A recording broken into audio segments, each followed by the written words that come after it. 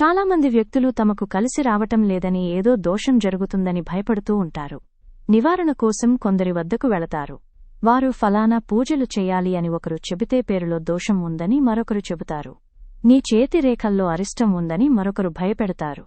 వీళ్లందరూ అతని భయాన్ని సొమ్ము చేసుకునే వంచనకారులే. అసలు సమస్య ఎక్కడ ఉందో ప్రముఖ మత బోధకులు చెబుతున్నారు, విందాం.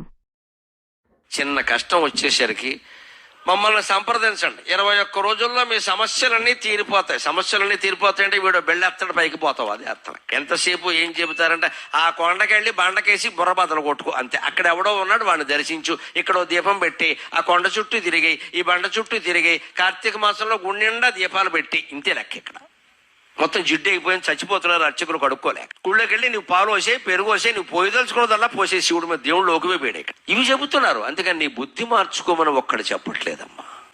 నువ్వు అంకెలు మార్చినా, అక్షరాలు మార్చినా, ఇల్లు మార్చినా, ఇల్లాల్ని మార్చినా నీ జీవితం మారదు మిత్రమా. కానీ గరికపాటి నరసింహరావు అనేవాడు బతుకున్నంతకాలం చెప్పేది ఒకటే మాట, నీ బుద్ధి మార్చుకో, తక్షణం మారుతుంది, తక్షణం మారుతుంది.